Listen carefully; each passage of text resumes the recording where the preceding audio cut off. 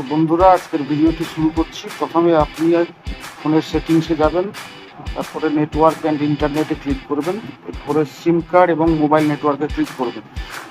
এখানে সিম 1 সিম 2 দুটো দেখাচ্ছে, যেটাকে বন্ধ করতে চাইবেন তার উপর ক্লিক করবেন। আমি প্রথমে সিম 2টাকে ডিসেবল করব। এনাবেল সিম কার্ডের ওখানে ক্লিক করলে সিম কার্ডটি ডিসেবল হয়ে গেল।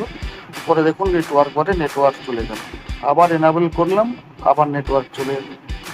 এইভাবে আমি যে কোনো সিমকে এনাবেল ডিসেবল করতে পারি ফ্লাইট মোড না করে। দেখুন সিম 2 অফ হয়ে গেছে। এবারে আমি সিম 1টাকে আবার ক্লিক করলাম, সেটাকেও ডিসেবল করলাম, দুটো নেটওয়ার্কই চলে গেল। সিম 1 সিম 2 দুটোই অফ হয়ে গেছে দেখাচ্ছি। ফ্লাইট মোড কিন্তু করিনি আমি। এইভাবে এখান থেকে আমি যে কোনো সিমকে বন্ধ বা চালু করতে পারবো। আচ্ছা, এবারে একটা একটা করে সিম কার্ড 1 এনাবেল করে দিলাম, জিও নেটওয়ার্ক চলে এলো। আবার সিম কার্ড 2 যেটা ভোডাফোনের, সেটাকেও আমি এবারে ওর উপর ক্লিক করে সেটাকে আবার এনাবেল করে দিলাম, ভোডাফোনের নেটওয়ার্ক চলে এলো। তো এইভাবে আমি একটা সিমকেও ডিসেবল করতে পারি বা দুটো সিমকেও ডিসেবল করা যায়।